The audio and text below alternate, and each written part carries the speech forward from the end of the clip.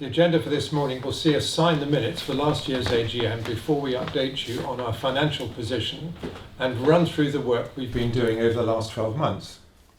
We'll also take a quick look ahead at what we are aiming to do in the next year. It's certainly been a busy time when it comes to hearing people's feedback. Our staff have received nearly 5,500 different experiences through our face-to-face engagement, our phone service, online, and our various pieces of project work.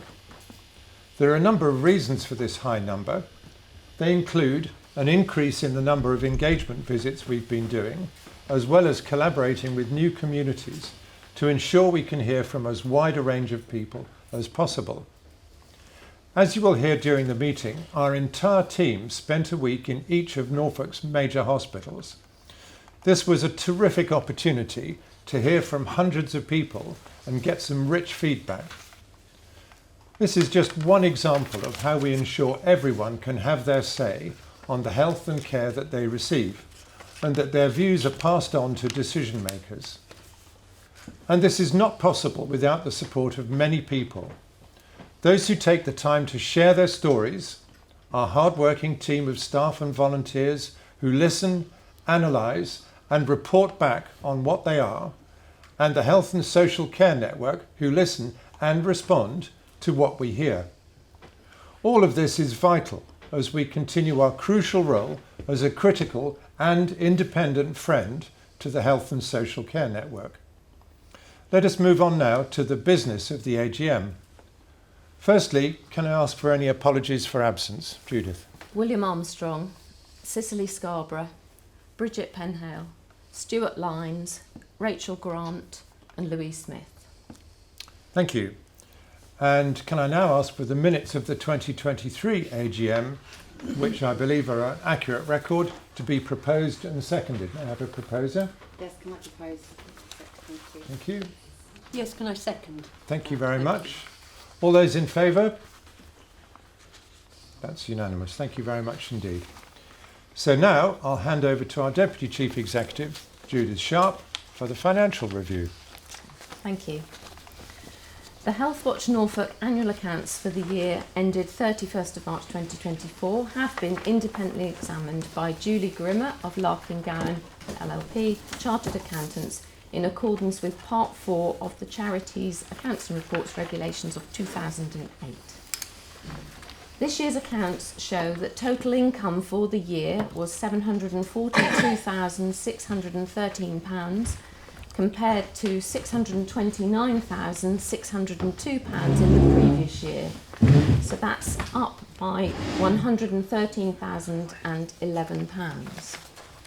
Total expenditure was £749,362, which is £35,903 more than the previous year. After gains on investments of £6,749, there was a resulting net deficit for the year of £475. Therefore, funds carried forward will be £325,964 compared to £326,439 in the prior year. Whilst this is a small deficit in relation to the size of turnover, it is still the intention of the Board of Trustees for Healthwatch Norfolk to continue to work to produce surpluses to rebuild the reserves to the equivalent of 9 months operating costs within the next 2 years. 48% of the income has come from our core funding from Norfolk County Council, and we wish to thank our colleagues at Norfolk County Council for their continued support. We are pleased that the number of externally commissioned longer-term projects that we have secured has increased, covering important services and issues such as older people and adult social care, carers of people with serious mental illness, digital tools in primary care, and community health services engagement. We recognise that there is a great deal of work to be done to listen to the people of Norfolk and ensure their views are heard by the decision makers within the Norfolk and Waveney integrated care system. Statutory funding is not enough to enable all the work that we believe is necessary, and we therefore will continue to seek further commissions in a not-for-profit commercial fashion to ensure the voice of the public is brought forward. We are confident that we will be able to continue to have a positive impact on the health and wellbeing of the community that we serve.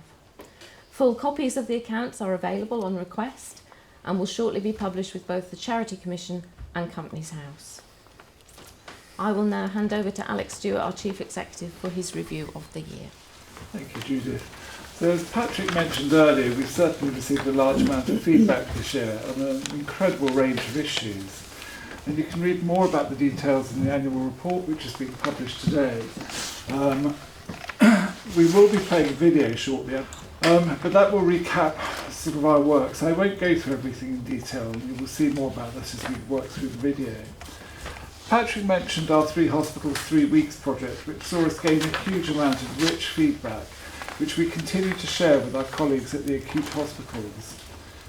One of the longer term projects was My Views Matter. This was something we felt very strongly about, and it saw us visiting residential homes for people with learning disabilities and autism across Norfolk. The findings have been taken on board on a local level, which is what we wanted. Some improvements have already been put in place, but the work we did has come to the notice of key people nationally as well. John Spall, our project manager who led the project, has also had a paper published in a national journal. While the figures of total engagement have been impressive, we did not want to rest on our laurels. Our engagement team have been working hard to reach 2 more groups in our communities. They have been a regular presence at food banks to talk to those using them about their experiences of health and care. We were also conscious that our feedback on social care needed to be even richer, and to that end we've been visiting care homes to talk to residents too. As well as being able to share feedback, the word is certainly spreading, and many more sites have actually asked us to visit them to talk to their residents as well. I spoke last year at this meeting about wanting to build in longer term relationships within the health and social care system, and that is something which remains a key focus for us at Healthwatch. This therefore allows us to work on shaping things for those who live in our communities in more detail. Let's now have a quick look back at some of the work that has taken place over the last 12 months in this review of Healthwatch Norfolk's last year.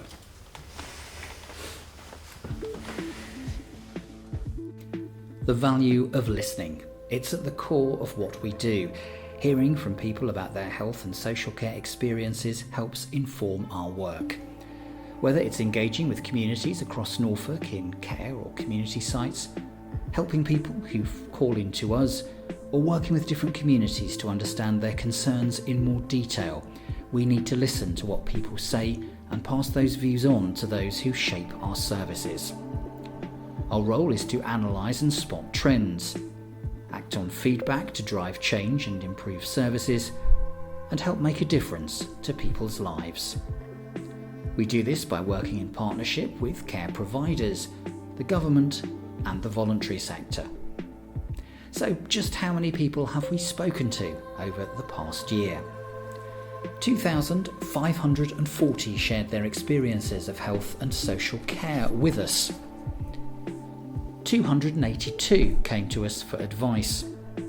And our team carried out 101 engagement visits to GP surgeries, pharmacies, libraries, care homes, community centres and community events. In addition, the entire team spent a week in each of Norfolk's 3 acute hospitals for the 3 Hospitals 3 Weeks project. In total, 5,417 experiences formed part of our targeted engagement and projects for the past year. As well as the general engagement we do, we also carried out some targeted work too. Because of concerns around pharmacy care, we visited pharmacies and dispensaries around the county, hearing from over 1,000 users and 46 professionals. While people were generally happy and thought they were treated well by staff, we did recommend better communication between GP practices and pharmacies. And pharmacies were also encouraged to talk to patients in multiple ways, including social media and text messages. One of our major engagement projects for the year was 3 Hospitals 3 Weeks. It saw our entire team spend a week each at the Queen Elizabeth Hospital in King's Lynn, the James Paget University Hospital in Galston, and the Norfolk and Norwich University Hospital in Norwich. We visited as many wards, clinics and departments as we could, speaking to patients, carers, visitors and staff. Most were happy with the care they received, but there were concerns about waiting times, cross-departmental communication and parking. Talking of reports, we also published many more linked to our My Views Matter project, which saw us visit residential care settings for those with learning disabilities or autism. As well as publishing individual reports based on the feedback we received at each site, we also pulled together the key themes we discovered for a full report. We did hear a lot of positive feedback, and most people felt they had an avenue for ensuring their voice was heard, something that didn't happen at Corston Park, the site which triggered our work in the first place. There were some areas for improvement though, including the building of stronger relationships between staff and residents. Ensuring managers were well informed and engaged in the life of a home. Trying to make living spaces as personalised as possible for residents.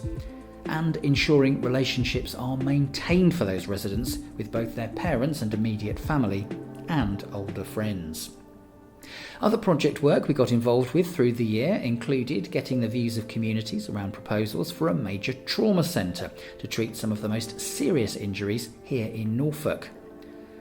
Finding out how easy people found it to engage with the Care Quality Commission if they were homeless or of no fixed abode.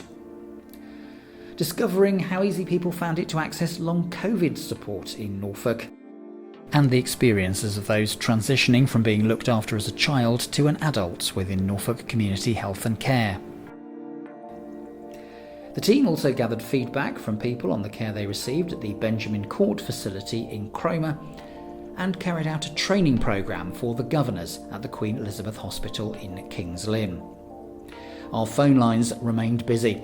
Around a third of the inquiries we received were linked to difficulties accessing NHS non-emergency dental care. Because of this, we're gathering people's dental experiences over the spring and summer before holding a dental summit in the autumn to look in more detail at those issues. We also helped people with a wide range of other questions, which include helping to access bereavement support, helping a 16-year-old access urgent help as he was homeless in Norwich, advice on the rollout of prescription drugs or other treatment,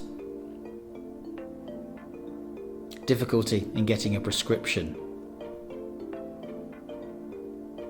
helping a mum get support for her 8-year-old's anxiety, and even working with a surgery to improve its signage following patient feedback. Sharing public information and advice is also important, as well as our social media channels and our fortnightly newsletter, which reaches over 5,000 people. We also created content to help people understand what the new PSUF system is around looking into patient safety incidents and how people can help with this process. Continue to highlight the availability of free NHS health checks for the over 40s. Shared information about the Carer's Identity Passport, which helps unpaid carers identify themselves in health and care settings. And also explained how people can now access their GP records online if they wish. The listening is going to continue for the next 12 months as we continue to engage with those with serious mental illness, their families and carers about their experiences. Our team will also continue their focus on social care, trying to talk to even more people in care homes to discover what they think about how they're looked after. Our project work will continue around accessing care digitally in conjunction with the ICB. And we're also going to be working with the Queen Elizabeth Hospital in Kings Lynn to help with the recruitment and running of their new youth council for 18 to 25-year-olds for its first 12 months. Whatever you want to raise with us, we're here to listen and gather the feedback of people across Norfolk about their health and care experiences, help them find ways of obtaining further support if they need it, and make sure health and care leaders hear what we're being told so they can shape future services. So please, keep sharing your stories and experiences to help us prioritise our work and help health and care leaders prepare for the future to provide the best services they can for you. So what comes next? There's kind of no sign of the pace slackening for us. We're working with the James Paget in Galston to gauge people's views on the new Community Diagnostic Centre. Digital access to healthcare will remain a focus, and we're continuing our work with NH Norfolk and Waverley on looking in detail at this. The needs of those caring for people with serious mental illness will also continue as a priority, as we work with those in that position to understand the issues they face on a daily basis and what can be done to ease them. And we'll also be working on focusing with some of the younger members of Norfolk's community. Our engagement team are currently working on a project that will see them work with Norfolk Fire Service and other agencies across the county to talk to young people. And we're delighted to be working with the Queen Elizabeth Hospital's Youth Council and being involved in the associated recruitment of young people to join this council. Hopefully that will be up and running by the end of September, the end of October at the very latest. You'll see more about that at the end of the meeting. I'm now just going to pass back to Patrick to continue the business of the AGM. Thank you. Thank you, Alex.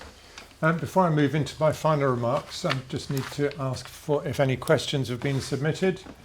We publicised the opportunity to give questions to the AGM on our website, online and through our newsletter for any questions to be submitted.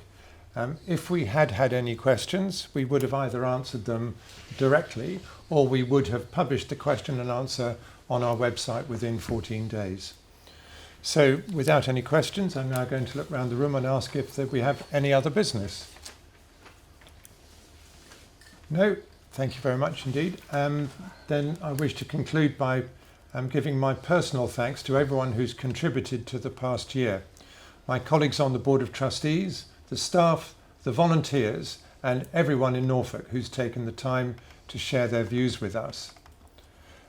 And it would be very remiss of me not to give a particular mention to David Trevanian, my Deputy Chair, who has done so much to help us over a long period of time. He's taken a leading role in reviewing many of the reports before they're published, and his knowledge, wisdom, constructive suggestions and advice have helped shape many of the recommendations we've made across our health and care system.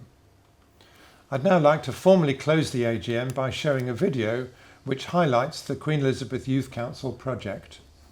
This will aim to reflect the voice of the area's younger members of the community within the hospital to help shape things within the current building and the new hospital.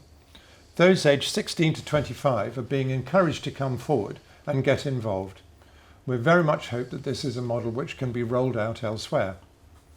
This video was put together by Finn Hanlon, videographer from Norfolk, and King's Lynn student Paddy Callow, who worked with Finn on a work experience project under the guidance of the team here at Healthwatch Norfolk. And they've produced a very polished video which we will now show you to formally end our 2024 AGM. Thank you.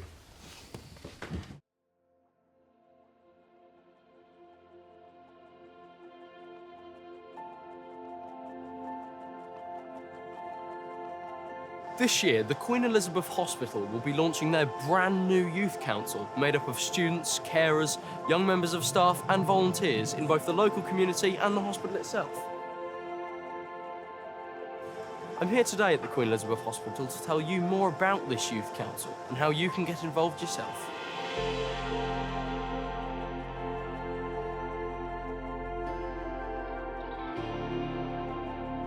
So the Youth Council will work with us as an organisation, they'll work with our governors, they'll work with our communities, and it's about ensuring that the decisions that we are taking are made with a cross-representation of our whole community, so from 16 to 25 but way and beyond, and that will be really, really important that the decisions are communicated well and we know what our communities want.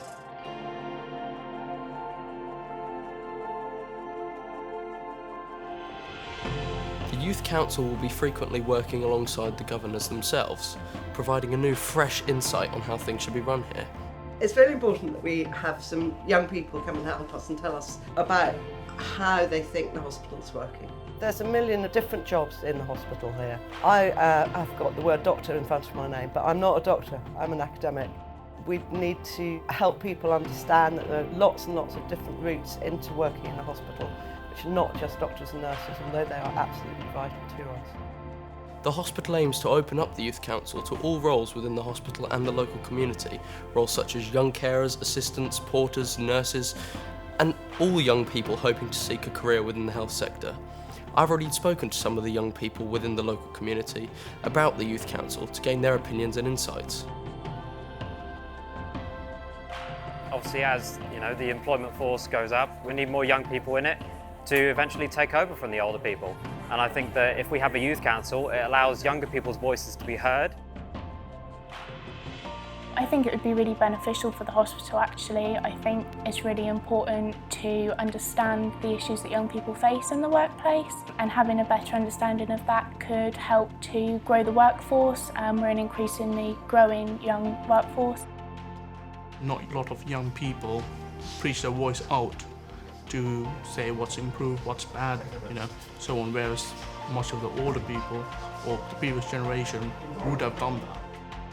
It gives a more diverse range of opinions, and people from lots of different backgrounds can share what they think. It helps people with disabilities get a job here, and they experience what the hospital's actually like to work in. I feel like this would be a really key project to get people's voices heard, and people that may not want to speak up, there will always be someone there to speak up for them. The organisers of the Youth Council here at the Queen Elizabeth Hospital aim for the council to act as a step up for all those interested in a future career in healthcare, providing a broad avenue for looking to gain work experience in a hospital environment. As well as this, the Youth Council provides a fundamental skill set for your CV as well as in your future career. If you've got something like an idea, you want that to be heard, I would say definitely join and make your voice heard. I think it would make it more beneficial for the employer, and it would help to mirror those values like wellness and kindness and fairness that we have here in the hospital. Let's now hear from some of those key figures who have a hand in running the Queen Elizabeth Hospital to tell you more about why you should sign up today. I think the idea of the Youth Council is absolutely fantastic. I think we need to get those fresh minds, fresh eyes into the hospital, and I think it's going to be absolutely amazing. The youth don't always have a voice because the hospital settings normally tend towards more the older generation, and sometimes in the NHS as a whole can miss the youth. And I think the way it's going now at the moment, the youth do need a voice. It's definitely going to be that foot in the door, get that insight into how we work. When you've been working here for so long, you get stuck in those routines of how you work, and actually you need that young person or fresh eyes to come in to help change our ways of working as well. Our new hospital is a really exciting project and opportunity. We need to be able to make sure that everybody has had their voice. So whether it's patient care, whether it's research, education, communications, we need your voice and we need it heard. All applications to the Youth Council are open to anyone from ages 16 to 25 years old. So please do think about joining the Youth Council. We think it's first of its kind in Norfolk, and we really, really appreciate your help in forming the youth voice for the hospital. More information can be found here, and be sure to look out for more information on Queen Elizabeth Hospital's social media pages, as well as Healthwatch Norfolk's pages. All links can be found in the description of the video. So if you're not sure, come and ask us, but do get involved because it's really, really important. We need you, and our future relies on all of us, but especially you. So please do come. It's really exciting. It's a new venture for us, and we want you to be part of it. Thank you.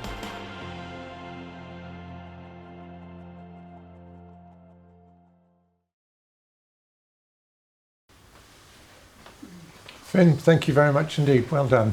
Congratulations. Thank you. With that, I declare the AGM officially closed. Thank you very much.